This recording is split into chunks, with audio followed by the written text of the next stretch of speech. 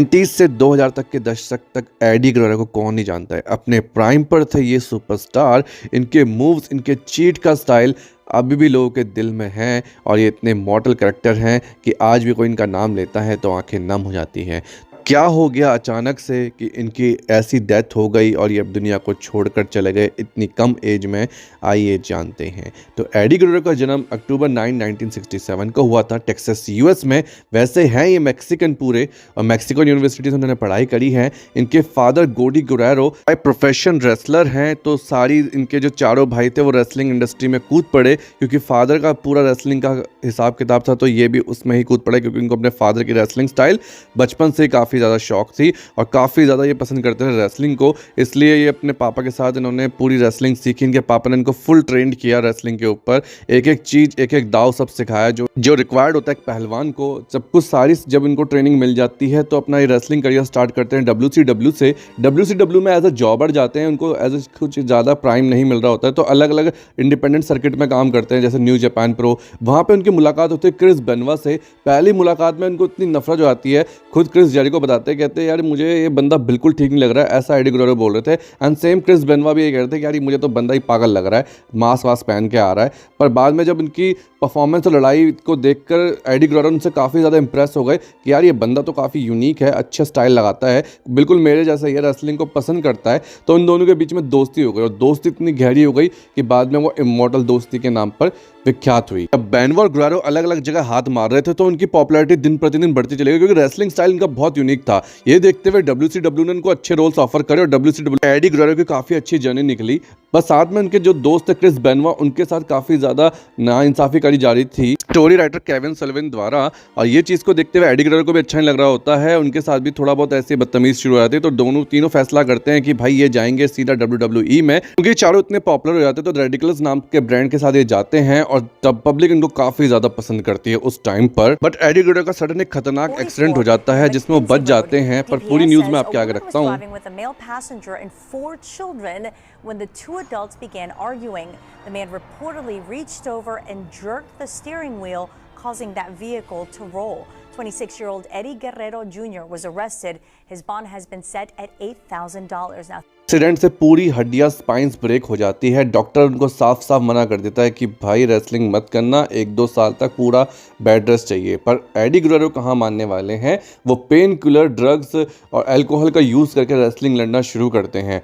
ये चीज़ को देखते हुए विक्की गुएरो बताती है कि उस टाइम का सबसे खतरनाक टाइम उनके साथ चल रहा था क्योंकि एडी गुएरो बहुत ज़्यादा शराब और पिल्स खाने लग गए थे अपने दर्द को कम करने के लिए। उनको लग रहा था उनका दर्द कम हो रहा है, बट उनका दर्द और ज़्यादा बढ़ रहा था क्योंकि इन चीज़ों से उनकी हेल्थ पे फ़र्क पड़ रहा था और डेली ये सब चीज़ करना बहुत नुकसानदायक हो गया था और एक लत लग गई थी शराब पीने की और ये सारी चीज़ें करने की, जो विक्की को पसंद नहीं आ रही होती है। वो डिवोर्स देने तक राज़ी हो जाती है और अपने बच्चों को छोड़ के जाने की बात कर रही होती है। एडी गुएरो को ये बात रियलाइज़ नहीं हो रही होती है, वो नशे में डूबते जा रहे होते हैं, उन्हें कुछ समझ नहीं आ रहा होता कि उनके साथ क्या हो रहा है और ऐसे ही टाइम बीतता जाता है और शराब और नशे की लत में वो खोते चले जाते हैं। अपने आप को इतना ज़्यादा डिप्रेस्ड महसूस कर रहे होते हैं कि रिंग में भी वो ये चीज़ परफॉर्म करने लग जाते हैं, जिसको मद्देनजर रखते हुए विंस मैकमैन को ये बात पता लगती है और विंस मैकमैन उनको फायर कर देते हैं और बोलते हैं घर बैठो, जाओ, मुझे तुम्हारी ज़रूरत नहीं है, बेशक से तुम कितने भी प्राइम पर हो, पर ये चीज़ मुझे बर्दाश्त नहीं है। उसके बाद वो घर पर जाके ये बात बताते हैं कि मैं नौकरी से निकाल दिया गया हूँ और डिप्रेस और उदास हो जाते हैं,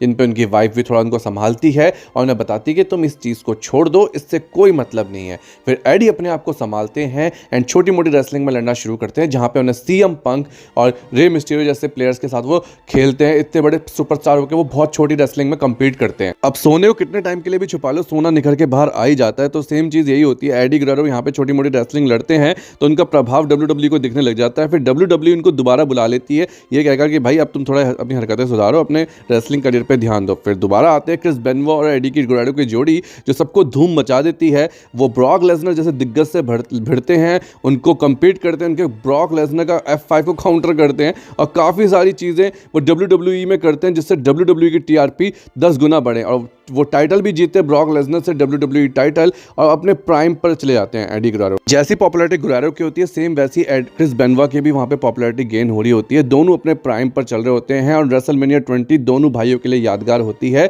जहाँ पे वो अपना टाइटल जीतते हैं और यहाँ पे बेनवा अपना टाइटल जीतते हैं। एक के हाथ में होती है WWE चैंपियनशिप और एक के हाथ में होता है वर्ल्ड हैवीवेट का टाइटल, और लोग तालियां बजा रहे होते हैं। और दोस्ती की ये मिसाल चरम सीमा पे चली जाती है जब दोनों एक दूसरे को हक करते हैं और कोई गिला शिकवा नहीं रखते हैं। Hey man, I've always believed in you. Eddie और बेनवा की जोड़ी की लोग मिसालें देते थे कि भाई दोस्त हो तो ऐसा हो, जैसे हमारे भारत में जय वीरू बोलते हैं, ऐसे ही उन्हें वहाँ पे दोनों बेनवा और गुरारो करके जाने जाते थे दोस्त। Face you in the ring, or when you're at my side. There's nobody better than Chris Benoit. बीतता जाता है, बीतता जाता है, दोनों अपनी लाइफ में खुश होते हैं और एक समय वो भी आता है जो किसी को याद करने पे भी अफसोस होता है। ये समय भी हमें देखना पड़ेगा। सुबह का टाइम होता है, प्लेन से जा रहे होते हैं तीनों के तीनों, और एडी कहते हैं यार मेरी हालत थोड़ी सी मुझे ख़राब सी लग रही है, हम किसी होटल में रुक जाते हैं और फिर कल निकल जाएंगे, क्योंकि एक इवेंट होता है WWE का, वहाँ पे जाना ज़रूरी होता है। अब वो एयरपोर्ट के पास में होटल में उनका अरेंजमेंट करवा देते हैं, वो खुद भी रुकते हैं और क्रिस बेनवा भी वहाँ पर होते हैं। तो तीनों अपने अलग अलग रूम में जाते हैं और एडी वहाँ पर आराम करने लग जाते हैं रात भर। एंड सुबह सबको ब्रेकफास्ट पे मिलना होता है, जहाँ पे चावो गुरारो देखते हैं, क्रिस बेनवा से पूछते हैं एडी कहाँ है, वो कहते हैं वो अभी तक आया नहीं है। देन वो जाते रिसेप्शनिस्ट में, तो वो बोलते हैं कि आपके अंकल तब से फ़ोन पिक नहीं कर रहे हैं, पता नहीं क्या मैटर हो गया, हम फ़ोन कर रहे हैं, उनका कोई रिस्पॉन्ड नहीं आ रहा है। चावो जाते हैं तो डोर लॉक होता है, तो वो कोशिश करते हैं खोलने की, बट उनसे खुलता नहीं है। देन फिर वो बोलते हैं कि सिक्योरिटी को बुलाओ, लॉक तोड़ दो। मास्टर कार्ड लेके आती है वहाँ पर और सिक्योरिटी मास्टर कार्ड लगाती है। जैसे ही मास्टर कार्ड लगाती है डोर ओपन होता है। एडी गुरारो हाथ में ब्रुश होता है और नीचे गिरे पड़े होते हैं और सफोकेशन कर रहे होते हैं, सांस बड़ी बड़ी भर रहे होते हैं। एंड जैसे चावो गुरारो उनके पास पकड़ते हैं तो चावो गुरारो देखते हैं और रोने लग जाते हैं, कहते हैं कि मैं मतलब समझ नहीं आ रहा होता कि मैं करूँ क्या। वो सांस ले रहा होता है गहरी गहरी और मेरी हाथों में वो दम तोड़ देता है। देन वो कॉल करते हैं विक्की को और WWE ऑफिशियल्स को एंड क्रिस को नीचे कि भाई एडी गुरारो चले गए हैं। और उसकी ये सदमा सुनने के बाद क्रिस की जो हालत होती है वो कहते हैं ऐसे वो चिल्ला जाता है पागलों की तरह, मतलब वो स्क्रीम हो जाता है।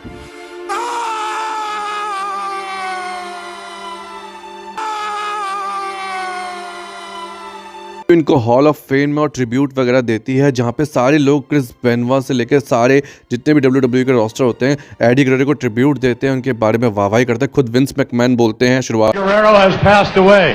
सबकी आंखें नम होती है सिवाय एक इंसान जो फूट फूट के रोए जाता है, वो बोल भी नहीं ढंग से पा रहा होता है। इवन हालत सबकी ख़राब होती है, खुद डील मलिक को, उनके भाई चावो गुरारो, पर एक इंसान होता है जो बहुत ज़्यादा रो रहा है, गिड़गिड़ा रहा है, जिसको सबसे ज़्यादा फ़र्क पड़ रहा है, वो क्रिस बेनवा होते हैं। वो बहुत ज़्यादा रो रहे होते हैं और काफ़ी ज़्यादा उनको बुरा लग रहा होता है इस चीज़ का, और काफ़ी सारी बातें वो शेयर करते हैं कि एडी मैं तुमसे मिलने आऊँगा वगैरह वगैरह। बहुत सारी बातें वो अपने इंटरव्यू में हमें सुनने को मिलती है कि वो ये सारी बातें बोल रहे हैं। I want to thank you from my heart and tell you that I love you and I'll never forget you. And I will see each other again. I love you, Eddie. काफ़ी ज़्यादा परेशान हुआ करते थे, तो AD गुरारो ने उनको एक बाइबल दी थी जिससे वो पढ़ा करते थे। जब एडी गुरारो चले जाते तो काफ़ी ज़्यादा डिप्रेस हो जाते, तो हर दिन वो बाइबल में ही खोए रहते थे और बाइबल के एक एक पन्ने को पलटते रहते थे। वो इतने ज़्यादा डिप्रेस थे कि नैन्सी बोलती थी कि वो खाना तक नहीं खाते थे, इवन उनसे बात करो तो वो सदमे में ही रहते थे। काफ़ी एक डायरी में कुछ ना कुछ लिखते रहते थे और बाइबल पढ़ते रहते थे। तो ये सारी चीज़ें एक्टिविटी देखकर काफ़ी उनके परिवार वाले वरी हो रहे होते कि भाई इसको क्या हो गया, ये ऐसा क्यों हो गया। मतलब उनकी हालत ऐसी हो गई थी, वो सहम से गए थे, उनको समझ ही नहीं आ रहा था उनकी लाइफ का एक ऐसा यार जिसके साथ बैठकर रोड पे सोया हूँ, जिसका लाइफ में एंजॉय करा, वो है ही नहीं उनके साथ। तो काफ़ी ज़्यादा परेशान होते हैं। वो एडी गुरारो के घर जाते हैं, उनकी जिम में बहुत देर तक रोते रहते थे और खुद विक्की बोलती थी कि मुझे खुद एम्बैरेस लगता था कि मैं मतलब नॉर्मल हो गई हूँ और ये बंदा रोए जा रहा है, और मैं जब वो कंधे से हटाती थी पूरा गीला हो जाती थी मेरी। ऐसे क्रिस जेरिको बताते कि एक बार वो मैं फनल पे जा रहा था एडी गुरारो की, तो वहाँ पे क्रिस बेनवा बैठे हुए थे फनल पे और वो इतनी तेज तेज रोए जा रहे थे। ऐसे दोस्त का सदमा नहीं बर्दाश्त कर पाए बेनवा, जिस कदर वो इतना ज़्यादा परेशान और डिप्रेस होने लग गए थे। और एक इंटरव्यू में dark side of the ring जो स्टोरी है उसमें चावो गुरारो बोलते हैं कि मेरे पास जब वो सबको अपनी फैमिली का मर्डर कर देते हैं तो मेरे पास फ़ोन आता है कि चावो मैं फैमिली को फूड पॉइजनिंग हो गई है एंड आई लव यू। और मेरे पास कोई जवाब नहीं होता। मैं कहता I love you too, but मुझे नहीं पता होता उसने मुझे किस फेवर में बोला होता है। तो मैं कहता सब ठीक है ना, कहता है हाँ हाँ सब ठीक है, तू मेरा भाई है, एडी मेरा भाई है। वो ऐसे ही मतलब बहकी बहकी बातें करता। मुझे उस टाइम पे उसकी बातें समझ नहीं आ रही थी। और मैं कहता हूँ चल इसकी फैमिली में फूड पॉइजनिंग हो रही है, इसके बीवी बच्चे परेशान है, इसे कॉल नहीं करता हूँ। बट मुझे क्या पता था कि भाई ये सब कुछ हो गया है। हालांकि उस टाइम पे एज उनकी 38 थी, बट फिर भी उन्होंने WWE championship, WWE United states championship, WWE intercontinental championship, WWE tag team championship, WWE European championship में इतना नाम बना लिया था। 38 की एज में भी इतने सारे टाइटल्स को अपने नाम पे रखना, और खुद WWE बोलती है कि वो एडी गुerrero जैसा रेसलिंग डाई हार्ड फैन कभी नहीं देख पाएगी। और यही सारी चीज़ें थी जो एडी गुerrero को सबसे ज़्यादा महान और प्राइम पर पहुंचाती थी। इवन उनके फैंस भी आज भी उनकी ग्रेव पर जा के बहुत सारे गिफ्ट्स आइटम्स रखते हैं, उनकी बेल्ट्स वगैरह मेंशन करते हैं जो उनको पसंद थी। इवन वहाँ के उनके खुद के फ्रेंड जो कभी उनकी ग्रेव पे नहीं गए थे, रे मिस्टीरियो, वो भी जाते हैं वहाँ पे फर्स्ट टाइम विजिट करने के लिए कि अपने आखिरी टाइम पे तो मैं देखी हूँ, क्योंकि फाइनल के टाइम पर वो देख नहीं आ पाए थे। वो कह रहे थे मेरी हिम्मत ही नहीं हो पाई थी वहाँ जाने की। फाइनल उन्होंने डिसीजन बनाया और वो उन्होंने वीडियो शेयर किया था, काफ़ी इमोशनल वीडियो था।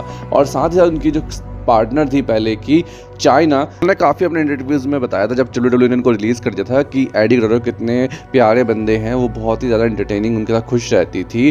पर जब उनकी डेथ हो जाती है तो वो बिल्कुल ही फूट कर रोती हैं और बताती है कि वो बहुत ही अच्छे इंसान थे। इवन दो जब वो उनका आखिरी समय चल रहा था, वो भी हाइपरटेंशन चल रही थी, तो वो भी एडी गुerrero की ग्रेव पर जाके शराब वराब पी के रोती हैं। और वो वीडियो फोटो भी बड़ी वायरल होती है। तब सोचते हैं क्या कर रही है, उनके कुछ टाइम बाद उनकी डेथ हो जाती है। तो यही चीज़ बताती है कि भाई एडी गुerrero कितने अच्छे इंसान थे। अगर आपको वीडियो अच्छी लगती है तो चैनल को लाइक शेयर सब्सक्राइब जरूर करें और कमेंट पे जरूर लिखना विवा द राजा।